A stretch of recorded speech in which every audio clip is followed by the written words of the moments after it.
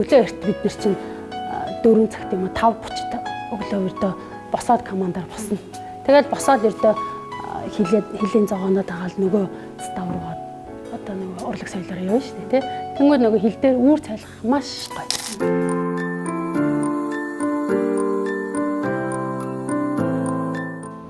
Эрхэм үзэгчдээ энэ өдрийн мэндийг хүргэе. Эгэл эмэгтэй нэвтрүүлгийн маань нэгэн дугаар эхэлж байна. Өнөөдрийн дугаарын зочноор Хилийн Техник 132 дугаар ангийн хөгжимчин ахлагч Ган Зол өргөдөө ирсэн байна.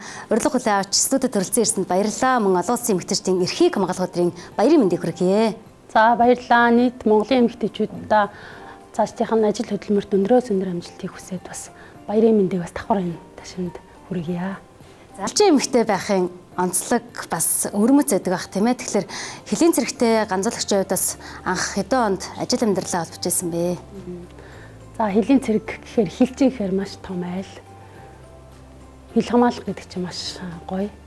Ингээд бас бахархалтай миний мэрэгжил одоо бас их маш их одоо эр зоригийн бас нэг бахархал юм да. Тэгээд Хилийн цэрэгт би одоо анх 2008 онд орж исэн.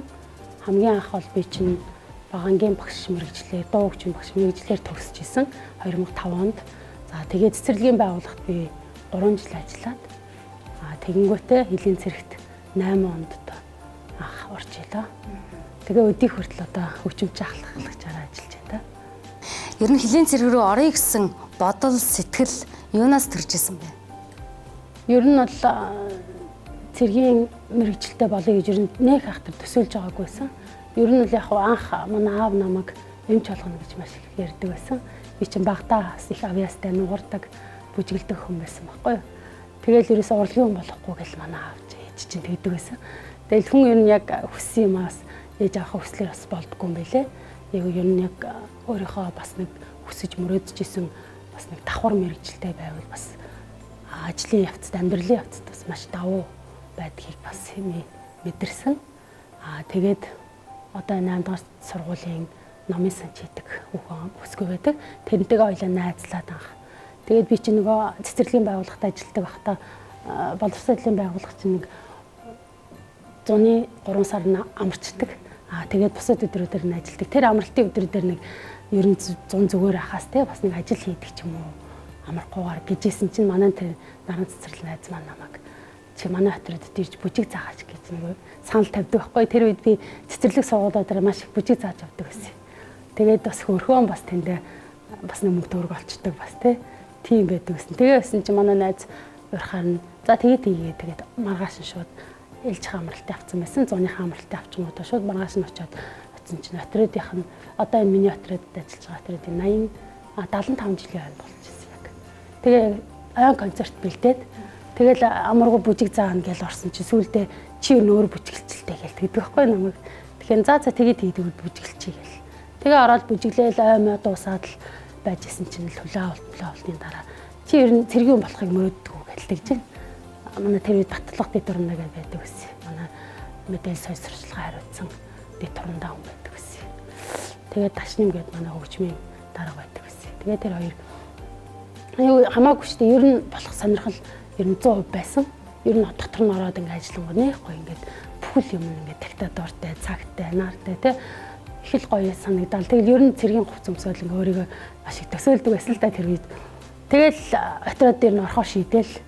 Тэгэл намар нь ажил орох үеэр нь хуучин ажил руугаа гарах өргөдлөө өгөөд л тэгэл шууд Хилийн цэрэг рүүгээ яг 8 оны 4 сарын 6-нд би орж ирсэн.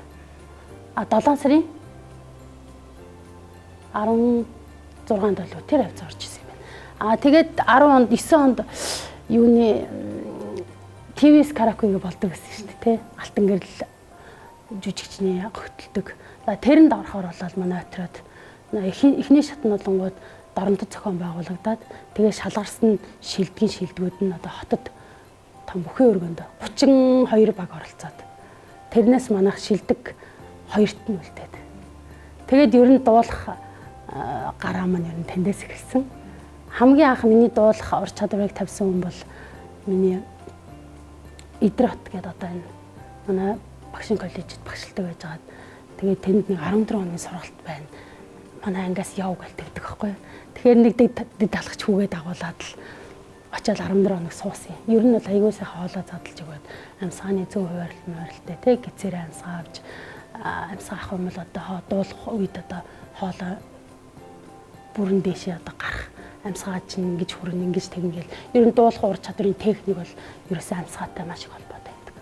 Тэгээ тэрийг л анх идрогшоосаа сурч исэн. Тэгээд ТВ-с караокед ороод ер нь тэгэл дуулах карьер маань тэндээс эхэлсэн. Тэгэл ерөөсөө хилийн зэрэгт чинь бид нар ер нь хий гэснийг хийдэг, мэдлэг гүйцэтгэх ойлголоо гэсэн команданд ажилладаг учраас 1000 тайлбарлаад би чадахгүй гэж хэзээ ч хэлж чадахгүй. Мэдлэг гүйцэтгэх. За чи дуулна шүү. Тимтэй гэж чи дуулна. Би дуулж чадахгүй ч мадгүй ч гэх юм л одоо тэгэл за тэгвэл чи те бараг цэргийн юм болж чадахгүй гэх. Тэр үед бол маш өндөр цензуртэй хилийн зэрэгт авдаг гэсэн байхгүй. Одоо ингээ хилчин эмэгтэй болоод 15 6 жил болсон байна тийм ээ. Тэгэхээр энэ хугацаанд хилчин эмэгтэй байхын жаргал нэг сайхан бахархаж байсан сайхан гоё үеийнхаа дурсамжаас хаваалцвал. За манай хилийн цэрэг одоо манай урлагийн бригад гэж ярьж штэ тий хөгжмийн салаа гэдэг дотроо нэг 12 3 хүнтэй ч юм уу 8 хүнтэй ч юм уу тийм их бүрэлдэхүүнтэй байдаг гэсэн. Тэгээ сар болгон улирал болгон ч юм уу хилийн ставуудаараа одоо цэргүүдтэй соёл урлагаар үйлчилдэг. Тийм ажил хийдэг байхгүй бид нар улирал болгон сар болгон 100 өвөл гэхгүй тэгэл явна. За тэгэл урлагийн бригадаар явж байхдаа л хил дээр очиж бид нар чи хилчтэй очиж дуулж өгнө. Тэгэл хөөрхөн бор цэргүүдтэй айдуугаа өргөчин тэр оройжонгоо одоо бүжгэлчин те хэдэн тоогоочгч нартайгаа үйлчлэгчч нар хилийн цэргийнхаа хэдэн бор цэргүүдтэйгээ нийлээл одоо соёл урлагийн арга хэмжээг тэр ороо зөвөр бутам шид. Тэгэл бид тэд чи өглөө дандаа үүр цайлгана. Үүрээр бид нар дандаа шөнө хагаслаад шөнийн нэг 12 цагт хүртэл одоо үдшилэг зохион байгуулна шүү дээ. Одоо 6-аас тоглолт эхэллээ, үргэлжлээд үдшилэгтэй. Тэр жижигхэн юм өрөөнд л одоо бид бүгдээрээ тэр соёл олон нийтийн ажлыг ерөөсө ухуулах сурталчилгаа бүгдийг хийн. Тэгэл тэр оройно 12 цаг хүртэл одоо үдшилгээ зохион байгуулаад эсвэл одоо бүр 2-2 цаг хүртэл зохиогоол тэндээ өөрхөн бүжиглэл тэмцээн оролцоонд зохион байгуулаад тэгэл өглөө эрт бид нар чинь 4 цагт юм уу 5:30-д өглөө өрдөө босоод командаар босно. Тэгэл босоод өрдөө хилийн зогооноо дагаал нөгөө став руугаа одоо нөгөө урлаг соёлоор явна шүү дээ тий. Тэнгүүд нөгөө хил дээр үүр цайлгах маш гоё. Үнэхээр бахархалтай. Би яагаад ийм гоё газар төрсөн юм бэ? Ямар гоё юм бэ? Тэр нарыг хизээч хүн ойроос ингэж өөдөөс ингэж төөнөд ингэж гарч ирэхийг ерөөсөө мэдрэхгүй шүү дээ. Зарим ер нь Монголдо байдаг ч гэсэн тийм сайхан нарыг. Тийм болохоор зүү хязгаарт амьдарч байгаа, зүү хязгаарт хил хааж байгаа учраас тэрнгээрээ маш их бахархдаг. Тэгээ манай хилийн амьдрал бол ямар ч эмгтэйг тий ажилд маш сайн сургадаг. Ахуй ажлыг бол маш сайн хийдэг манай хүүхнүүд. Маш их хөдөлмөрч ажилсаг хүүхнүүд манай хилд үүрэг гүйцэтгэдэг. Хилчин эх орон гэдэг хоёр үг бол их сайхан холбоотой үг санагддаг тийм ээ. Тэгээд хилчин хүн бол илүү эх оронч байдаг гэдэг штэ. Тийм ер нь бол хилчин хүн чинь хилээ манах гэж одоо эх орноо манах гэж л одоо тангар гөргөж хилд үүрэг гүйцэтгэж л явдаг л да. Тэгээ бид нар бас нэг манай гэр бүлийн хүн бас хилийн хүн байж байгаа сайхан тэтгэвртэй гарсан. Тэгээд бид бас хөгжмийн хүмүүс бид хоёлаа ингээл тоглолт моголтоор явна. Тэгэл зарим үед тоглолтоор биш зүгээр харуул хамгаалтанд янз янзын юм бидрийг чинь хаяа гаргана шүү дээ тий. Цэргийн хүмүүс ганц бид нар дуулах биш, бүжиглэх биш тий. Давхар бас хилд үүрэг гүйцэтгэх нь хоногийн манай харуул хамгаалтанд гарна. Тэгээ бас нэг манай хүүхнүүдийг бас манай хилийнхэн чинь хилийн мананд явуулна шүү дээ. Морьтой энэ төр явдаг байсан бид нар. Морьтой өглөөдөө явна. Нэг удаа бас тоглолтоор явж байгаад машин маань эвдрээд тэгээ эвдэрчээ байж хахад юу яах олддоггүй. Нилээ хол зайтай эвдэрчдэг байхгүй юу. Тэгэхээр тэнд суугаад хахаар дараа штэ яг дүн өвлийн хөтнөр байхгүй юу. Амар цастай байсан. Тэгэл бүгдээрээ ерд алхах юм. Нэг 20 км байсан байхгүй юу. Тэгээ бүгдээр алхалаа. Цан татуулаад алхаал. Тэгэл ерөөс нөгөө засан зоогдод хүн чинь бас амар цуцдаг юм байна шүү дээ тий.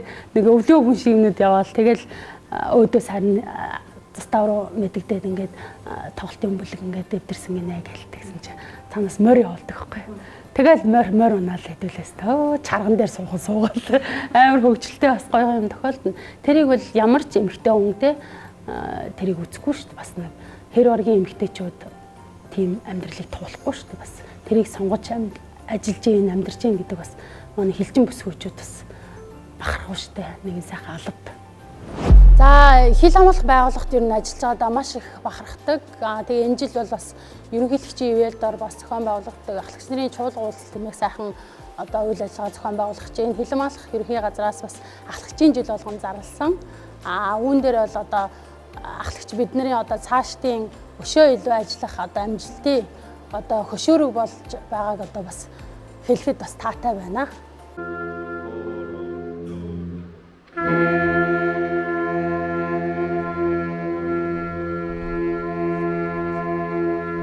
Тэгэхээр эго хамтлагийг бас анх хэдэн онд байгуулж ирсэн тухайга.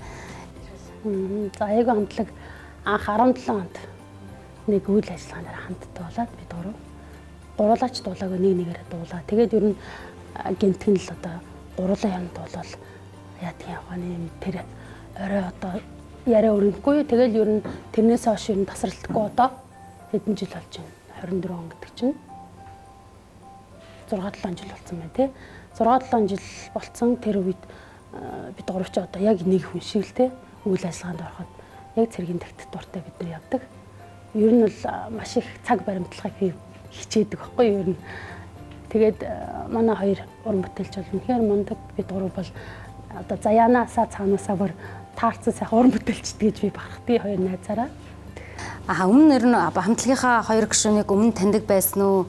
Эсвэл одоо тухайн орой тийм ээ нэгэн одоо үдшилэг дээр танилцаад тэгээд одоо хамтлаг байгуулах тухай яриа өрнсөн гэж байна. Тухайн үедээ бас танилцж байв уу? Үгүй битэд чинь амар олон жилийн өмнөөс ер нь танилцсан. Инхриматагаа бол би бүр охиноо хоёр ойтой гэдэг чинь 2007 оноос хойш битээр чинь найзалж ирсэн. 2005 онд бол намайг оюутан байхад Инхрима бас оюутан байдаг гэсэн.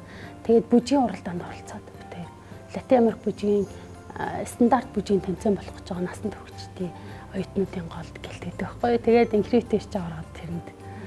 Тэгээд битээр чи ер нь хоёр бие гэр орноор орж гардаг, найзалдаг, жаргал зовлонгой хуваалцдаг. Одоо тийм амьдралтай битээр найз, амьдралын найз ахгүй. Оюутантай болонгууд оюутныг бол анх мэддэг байсан. Ганцрогт гавьяат одоо оюун цэцэг гэдэг ээж нь оц огш гэдэг шүү дээ бүжгийн. Одоо оц огшоор чи бид нар ч их бүжиг залгуулдаг байсан. Тэгээд ерөөс охин гэдэл айгүй хөөрх охин гэж дуулдаг тий. Хүүхдийн төлөө төвийн наадам, яргуу наадамд ороод эстрадын дуулаачдын уралдаан мэл янз янзын уралдаан тэмцээнд маш идэвхтэй оролцдог тийм охин байдаг гэсэн. Тэгэл нарны хаан хүүхд гэж дуулдаг байсан тэр охин. Тэгээд ерөөсө хот шилжчихсэн байсан байхгүй юу оюун тий. Нөхөртэй болсон тэгээд хот шилжчихсэн. Хотод нөгөө ихтлгээд телевизэд ажилладаг байсан шин оюукач. Тэгээд телевизээр аягүй хардаг байсан. Тэгэл нэг тэрний дараа жил нь 2006 онд 7 онд 2016 онд нэг шинэ жилийн нэг арга хэмжээнд бид тэр таардаг байхгүй юу оюунтайтай. Ерөөсөө ойроос харж үзэж байгаагүй. Ягаад ч нэг бидний хувьд нэг од юм шиг те бас айгүй ингээд найзыгаа их шивтдэг байлаа шүү дээ тэр үед. Нэх гоё дуулдаг охин. Тэгэл ойроос ингээд дуулж хана хараад амьдаар нь ингээл хардаг байхгүй. Тэр үед бид нар чинь жоох юм болохоор амьдаар нь харна те баг ингээд телевизээр харснаас ойрт чанаргүй нэг сонирхолтой айгүй гоё санагдаад. Ямар гоё дуулдаг охин бэ? Ямар гоё биетэй юм бэ ч гэдэг юм. Ямар гоё царайтай юм бэ? Ямар гоё инээд юм бэ гэж тэгж л хардаг байсан. Тэгэл ер нь тэрнээс хойш айгүй бодлон жил нэг хэсэг харьцахгүй байж байгаа. Тэгээд 17 онд гэмтгэн л одоо учрах хэвээр юм л яг учрах хэвээр газар авчирдаг гэж. Тэгээ хоёр найзтайгаа яг тэгж л уулзч учирч танилцж ирсэн. Эго хамтлаг бол маш олон уран бүтээл одоо туурвж байна. Тэгэхээр аливаа нэг уран бүтээлээр ямар нэгэн зүйлийг илэрхийлэхийг хүсэж байдаг тийм ээ. Тэгэхээр дуугаараа дамжуулж юуг одоо нийгэм төрөхийг, ямар зүйлийг илүү төлөхийг зорддог вэ? Ер нь бол нийгмийн болох бүтггүй талаас биш аль болох гэгээлэг гоё сайн сайхан хайр дурлал их орон үзэл тиймэрхүү одоо агуулгыг бол бид гурав бас маш их төлхөө уран бүтээлээ хийхийг боддог. Тэгээ сая бол дуучин Куйзатай хамтарсан одоо сүүлийн 3-4 уран бүтээл бол дандаа Куйзатай хамтарсан хөгжмийн зохиолч Батуул гэдэг залуутай хамтарсан одоо уран бүтээлүүд хийсэн. Одоо бид дурын сүүлд гарсан зүүдний дуу гэл те. Тэгээд бас их орно гэхээр одоо Данзангийн нэм сурангуйн зохиол сүүлд те үргэлж залуу үргэлж залуу үргэлж мөх өдрийг үзье гэдэг сайхан шүлгээр одоо тий сайхан дуу хийсэн, клипжүүлсэн манай Ариун Баатар аян бичиж мөх амьдрал төрсжүүлж ингээд бид гурав сайхан дуутай болсон. Тэгээд сая сүүлд бол онцлог бол гэхэд одоо саяхан өчигдөрхөн уран бүтээлээ үлгийдэн авсан гэсэн шүү дээ. Тэр уран бүтээл нь бол яг эмэгтэйчүүдийн хүчирхийллийн эсрэг дуу байна. Тийм болохоор бид гурав маш шаргуу одоо 3 сарын 8-ны өмнө уулын клипжүүлэн гэж ярьж ирсэн. Тэг үнэхээр болохгүй урд цаг үеэрлэн таарахгүй учраас зүгээр гурлаа төрсжүүлээд цацчихъя гэсэн тийм уран бүтээлийг хийсэн байгаа өчигдөрхөн. Ер нь бол тэгтээ өргөн үрээтэй байж болно л да. Заавал тийм байх хэвээр одоо тий гэх албагүй. Ер нь сайхан гоё шүлэг, гоё ая маяг бол тэгээд л байх юм бол бид гурав ер нь маш их хөдөлмөрлөхийг л хичээдэг.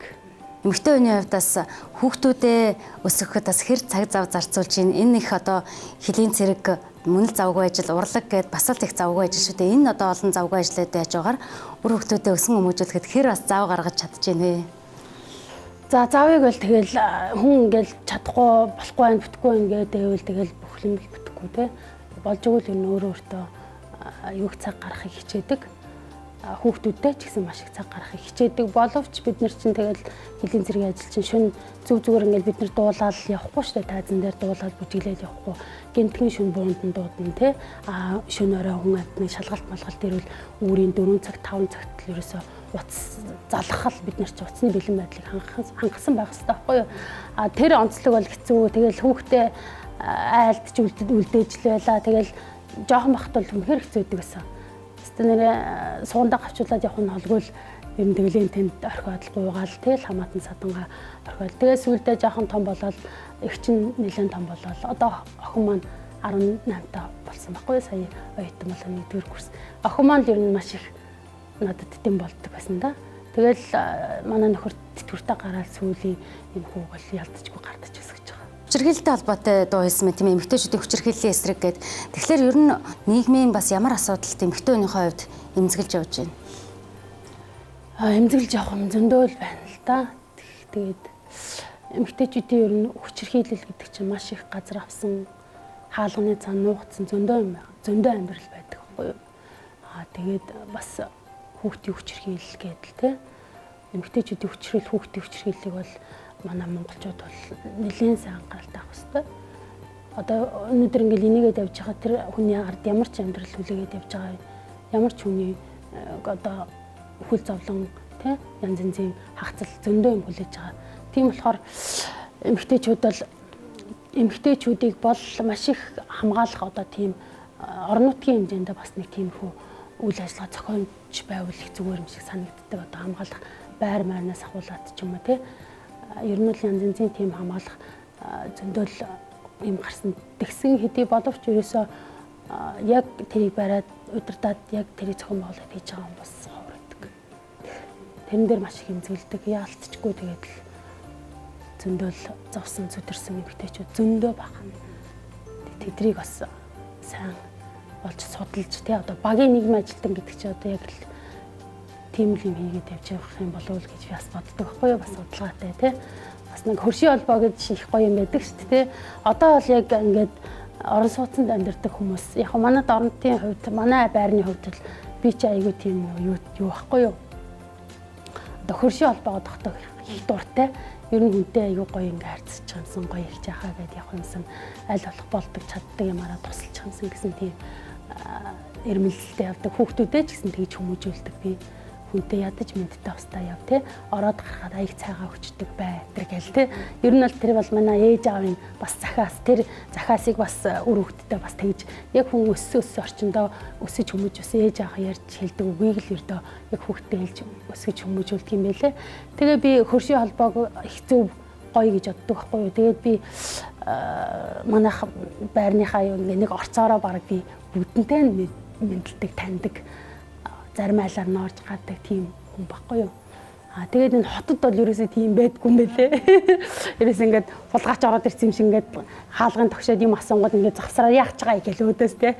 тийм байж бас болмооргүй юм шиг санагддаг. Одоо ямар хариг аргийн тийм аимшигтай хүмүүстэй амьдарч байгаа биш.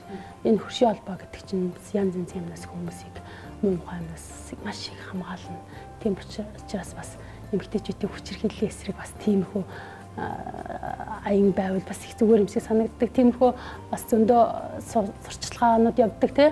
Одоо хөршийн холбоогоо одоо сайжруулаарай, айл хөрхүүдээ гэсэн юм бас би саяхан бас нэг телевизээр үзээ сонсч байсан.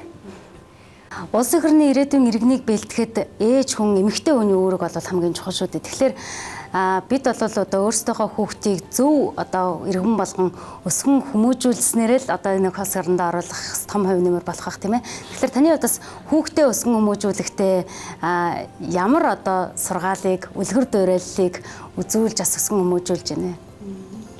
За хүүхд ол хүнтэй гоё харьцах хэрэгтэй. Би бол 4 хүүхэдтэй, 2 хүү 2 охинтой, том охин маань одоо оюутан, дунд 2 нь бол 6 5 дахь анги. Тэгээ баг нь одоо 5 сартай. Тийм 4 хүүхэдтэй. Хүүхдүүдэд бол би их хвчлэн нөөц төрний юм хэлэх хвчээдэг. Би өөрөө бас нөгөө цэвэрхэн орчинд амьдрах дуртай эмэгтэй хүн чинь айлын гэр эмэгтэй хүн. Ер нь цэвэрхэн байхыг маш их хэрмэлздэг. Тэгээ би ерөөсөө хүүхдүүдэд цэвэрхэн бай, биеэ зөв авч яв. Хамгийн нэг төрөнд одоо эмэгтэй хүүхэд, эрэгтэй хүүхэд гээд ялгаа байхгүй. Бүгдээрээ хувийн арим цэврийг маш сайн цагах хэрэгтэй. Одоо шүдэ угаах тий. Одоо жижиг шажиг аимс төрсийг нь бол өөрсдөр нь ухаалдаг. Би өглөө босоод одоо яг бас л нэг юм цэргийн тогтвороор явах гэдэг хүн байхгүй юу ер нь. Нэг жоохон захирангуй тий. Ер нь их ширүүн ээж байх. Би тэгж боддог өөрийгөө. Нилээн ширүүн би ер нь айхтар уруул дэвсээд эрхлүүлээд байдаг талын хүн биш. Ер нь ширүүн заач тэгвэл тэгэнгүүлийг үгүй л үгүй заавал заа. Хүний үдэс нэлцгнах юм байхгүй. Чиний өөрийн чинь л одоо өсөж мөрөөдсөн одоо амьдрал миний охин хичээл мэрэгжил тийм учраас өөрөө өөрийгөө л дайчил.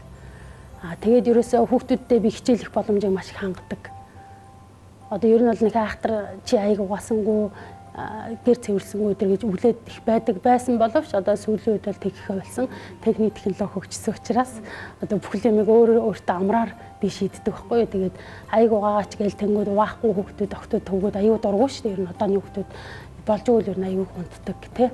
Болж өгөл бэлэн юм ингээл тэгэл байж байгаа л утас шүрмэстэй фэйсбુક янз янз юм ингэж халтчих гад өртчих гээд байдаг. Тэгэл ерөөсө хувийн арим цэврийг сайн сахих хэвээр. Тийм болохоор бас нэг өөрийн ингэж юм ингээд зэгцлээд өмсөд угаагаад харчаад байгаа бас нэг утаснаас арай жоо холуур сатаардаг байхгүй тэр хүмүүс. Тийм болохоор хүнтэй сайхан мэдлж инээж мэдл.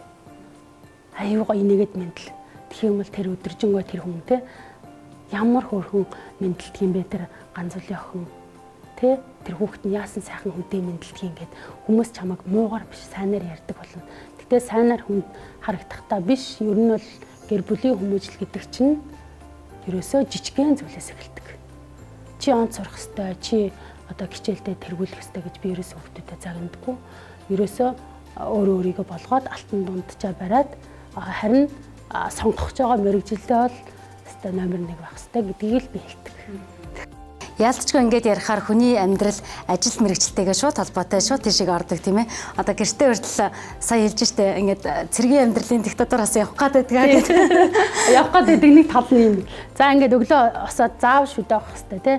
За шүдэ гоос би бүгдийг нь хардаг байхгүй өглөө осоод манай хүүхдэд өглөө хичээлдээ явна. Би араас нь ингээд манайх чинь 8:30-аас ингээд цоглоно. За тэгмээд төрсөнкөө угаа тавих хэрэгтэй байдаг. Гуруулаа тэгэх хэрэгтэй. Тэгэхэд чи манай баг гарааг байсан 3 байд. Гуруулаа төрсөнкөө угаа тавиагүй бол одоо оройн ээж бас юм яриа штэ тий. Та нар яагаад ийм юм хийж чаддгүй юм атгын чинь нэг ингээм алган чинь нэг юм ингээд. За та нар ингээд янз бүрийн байдлаар одоо ингээд энэ тэнд гудамжинд өвдөх ч юм уу хавдах ч юм уу ухаан алдаж одоо хүн янз янз юм тохиолдно. Тийм учраас эмнэлгийн анхны тусламж үзүүлэх тийм үе гарвал та нар тий муухай заван байвал чамайг эмчнэр тоохгүй штэ. Тэгэл чи үхэн штэ. Би тэгж хэлдэг байхгүй хүүхдүүдтэй. Тэнгүү заримдаа ч нэг амар зэрлэгч юм шиг тий. Тэрийг бол манай ээж бид гурыг манайх чинь 3 охинтой л манай ээж маань ерөөсөө байнга тэгдэг байсан. Ерөөсөө эмэгтэй хүн гэдэг чинь хувийн арим цэврийг маш сайн цагах хэрэгтэй. Маш сайн цэвэрхэн байхад л одоо эмэгтэй хүн болоо явчих. Тэгээд гэр орныхаа ажлыг гоё ягштал сайхан хийдэг. Тэ цэвэр цэмцгэр уранхай байж болно, муухай байж болно, хэрэггүй байхал болно миний охин гэж ээж маань хэлж өгдөг байсан баг. байхгүй. Тэгэл яг л тэр ээж аавынхаа хэлдэг өгүүлбэрээр л бид нар ингэж бүр хөвгтөө хүмүүжүүлж өсгөж байгаа. Хүн яг ямар орчинд өснө яг л тийм хүмүүжлэлтэй болж өсдөг. Тэгээ 3 хүүхэд маань хаяа ингээд зуны амралтаар Матт руу манай ээж аваар Маттсан мэддэг байхгүй юу. Тэгэл явна. Тэнгүүл нөгөө би ч нөгөө хэлээгүй явуулсан. Нэг бараг төмпөө өртлүүл явах нь холог байдаг шүү дээ ер нь бол. Тэгэл энэ тэнд явахдаа төрсөнхөө заавал авч яваа. Сой заавал авч явжээ. Тэгэл гэрт очиод л эмээ өвөгийн очингуудаа 3 талд суугаалаа төмпөн тавьж байгаа л та угааж алддаг гэсэн нэг мөл ээж ямар хөөрхий юм бэ танаа гуравчин ердөө аюулгүй хөөрхий. Ерөөсөө яг эмээгийнхаа заавраар миний охин өстө хүүхдэд яг ээжийнхаа заавраар сурах гэжтэй охиндоо баярлалаа гэл аюул хөөрхин. Тэр баярлахдаа бас миний үр хүүхдэд баярлаад байхгүй аюул хөөрхин. Тэгээд яг тэгээ хүүхдэд хэлээд ингээд зөвлөө авчингууд яг тэрийг одоо болтол ерөөсөө хайдаггүй тэрийг. Хүн одоо амьдралынхаа туршид суралцж байдаг тийм ээ. Тэгэхээр хэллийн цэрэгт ороод бас маш их зүйлийг сурсан гэдэг түрүү нэг халтганд орсон. Жишээлбэл одоо олж авсан хамгийн чухал зүйлээ бас юу гэж боддог вэ? За олж авсан чухал зүйл гэвэл одоо хүн энэ хүнд авиас чадвар 1% хичээж зүтгэл 99% гэж ярьдаг шүү дээ. Хүн ер нь хичээвэл одоо бүхнийг л хийж чадна. Би ер нь дуулж чаддаггүй байж байгаа л ер нь дуулдаг болсон гэж ярьсан шүү дээ. Тэгээ ер нь бол миний дуулах карьер бол яг 9 оноос хойш эхлээд л дуулах юм сонирхол маань төрж эхэлсэн. Тэгэл ерөөсөө дуулж чадахгүй байж ижил болсон болоогүй дуулаад явдаг л байсан л та. Ер нь тэр үед яаж дуулж явдаг гэсэн одоо бодоход бас те ичмээр ч юм шиг бас хөөргөн ч юм шиг те. Тийм болохоор ерөөсөө өөрийгөө амар их даачлж сурна. Дээрээс нь хүнээс үг сонсно. Төвчээртэй хүнд загнуулна болсон болоогүй би хийгээгүй ч гэсэн ерөөсө төвчээртэй маш их төвчээрийг сургадаг юм байна хүнд. Тэгээд бас маш их ажил сургадаг гэж ярьсан те. Манай хэлний цэргийн хүүхнүүд ганцхан дан одоо мэрэгжлийн ажлыг дангаар нь хийхгүй нэг хүний ард өчнөө мэрэгжил байдаг те. Одоо миний хувьд гэхэд л дуулна бүжиглэн дээрээс нь одоо нуугардаг байлаа те. Одоо л хүүхд гаргаад олоогт гараа нуурахгүй байгаа л да. Тэгэл хэлийн цэрэг рүү явна. Хэлийн цэргийн став дээр очино. Застаа дээр очиод 100 гаруй өхөр саана. Цагаан эдэгээ боловсруулна өөрсдөө. Ааруул өрөм одоо тий нэрмэл цагаан эдэ бүх юмээ боловсруулна. Дээрэс нь бойнд явдаг байсан бид нар. Одоо ч хүртэл явдаг. Жил болгон бойнд явна. Тэгэл бойнд явахаараа нэг дор бараг 3-400 мянган одоо бог ч юм уу тий нэг газар. Би бүр 1000 гаруй бог хүртэл манайхан хийж исэн. Манай нөгөө зүүн бүсийн толгуур отроод учраас бас хил хамгаалах баруун одоо отруудынхаа хаалслагдсан отруудынхаа махыг одоо бид нар чинь нийлүүлдэг тийм баггүй. Тэгээд хөр сагаал өмнө сагаал дийдсэн мэдлэж арилгаал. Энийг бол ерөөсөө би чинь багада ер нь хөдөө өссөн охин баггүй. Энэ хөдөөний хүн үнэгээ саадаг эмээ өөдрөө ээж аваа дээр өссөн баггүй. Тэгээд бүхэл ажлыг бол яг хөдөө хатаал сурч байсан. Тэгэл сүүлд хэлийн зэрэгт орохдоо яг л яг миний тэр урд хийжсэн ажил эхэлсэн. Ээж маань гээ зарилгаа сур таана гэл гээ зэмнээр гээ зарилгаа сургаад өста салаандаа яртай юм шиг аятаахан шиг шутраад үг гэл ээж маань тэг загиндаг байсан байхгүй. Тэгэл тэрийг нь тэгэл хэд угаалгаал ээж маань зааж өгдөг эмээ маань ч зааж өгдөг. Одоо миний эмээ 90 гарсан эмээ байдаг байхгүй юу. Тэр эмээ маань зааж өгнө. Чөлөөт цагаа ер нь яаж өнгөрөөж гин? Хобби, сонирхол юу байдаг вэ? Одоо сонирхол гэвэл одоо бас л урлагтай л холбоотой тий. Ерөөсөө л урлаг орон сайхан явж илээвэл дааз жаргал дуулж илээвэл дааз жаргал одоо тийм л ер нь чөлөөт цаг гэдэг юм бага л да бид нарт. Тэгэл сая бас нэг хэсэг маамуулаад нилээ бас 3-4 сар гэртээ сууж үтсэн бас л аюу хэцүү байгаа юм чи. Тэгээд ер нь л хүүхдээ 2 сартаа болгоод би ер нь ажиллаа хийж эхэлсэн. Тэгээд нэлх битэй хөдөөгөр уран бүтээлээ хийгээл дуулаад тоглолт хийгээл нөгөө гамбалтаа хамтраал байлаа. Малчтаа өргөх аялгау гээд тоглолт хийгээд 14 сумаар явсан шүү дээ. Сайхан уран бүтээлээ хийгээд явж байхад л тэндээс сайхан аз жаргал, кайф мэдрэл явах нь шүү дээ. За хобби гэвэл одоо тэгэл би жоохон өөрийгөө амар ядраадаг ч юм уу гэмээр заахан. Ер нь бол амар цэвэрлэх дуртай юм. Энтэн зүгээр ээжсэн чи ресторан хоолунд ижсэн чи наатанс битэг ч юм уу хураас битэг авцаа арчсан бүр тийм рефлекстэй болсон. Тэгээд ерөөс юмны ингээд юм цаана ингээд өнцөг мөнцөг ойл ингээд тоос шоройл ингээд арччих гал те. Ер нь гэр мөртэй аюу зэгцтэй байх. Тэгэл ерөөс ингээд шампаны хайрцаг ингээд буруу хараад тавьсан ч зөв харуул. Тэгээд тэр яг өвчин гэж байгаа хгүй ерөөсөө тэрийг өөрөө ирэхгүй тэгэл хийгээл яг л ингээд юм байрандаа байх хэвээр зэгцтэй байх хэвээр цэвэрхэн байх хэрэгтэй гэдэг имийг л ер нь айгүй зарчмалдаг. Тэгэхээр багаасаа суусан дадлаг гэдэг бол хүнд бас амьдралын туршид ингээ хэрэг болж идэг тийм ээ. Тэгэхээр энэ сайхан одоо цэвэрж байх, цэмцгэр байх, сайхан байхын дадлыг бол ээжээсээ олж авч ирсэн байна. Тэгэхээр ээж авахаа тухай бас сайхан танилцуулж ярил. За миний аавыг бол Доржин жаргал сайхан гэдэг хангаан гаралтай. Миний ээжийг болонгууд Цэрмагийн Баярмаа гэдэг Дорнот аймгийн Матад сумын гаралтай. Ийм хоёр сайхан хүний голоос одоо мэдлсэн охин байна. Тэгээ миний ээж аваар л маш их ажлыг зааж сургасан, маш их хүмүүжлийг олгосон. Тэгээ би ээж аваартай бас хайртай шүү. Цааш бас зөндөө олон юм зааж сургаж ээж аваар минь нөмөн noloгмон болж урт удаан наслаарай гэж бас энэ ташрамд хэлээд бас ээжтэй бас Мартин амны баярын мэндийг бас давхар хүргье. Нэвтрүүлгийн маань урилгыг хүлээн авч студид төрүүлсэн гэж халуун цэцний яриа өрнөсөн танд баярлалаа. Захирмаа цэцгийн дэлгүүрийн энэхүү сайхан цэцгийн баглааг танд гардуулъя. Амьд цэцгийн баглаагаар ад жаргалыг түгэе гэсэн уриалгаар захирмаа цэцгийн дэлгүүр маань үйлчлүүлэгчтэй энэ сайхан цэцгийн баглаагаар үйлчилж байгаа. Ингээд нэвтрүүлэг төрүүлсэн ирсэн танд баярлалаа. Ад жаргал хамгийн сайн сайхан бүхний хүсэн ирээё. За баярлалаа. Нэвтрүүлэгтээ хамтран ажиллагч захирмаа цэцгийн дэлгүүр амьд цэцгийн баглаагаар ад жаргалыг түгэе. Эгэл эмэгтэй нэвтрүүлгийн маань энэ удаагийн дугаарын зочноор Хэлэн цэргийн техник 132 дугаар ангийн хөгжимчин ахлаглагч Ган Золоргодон оролцлоо.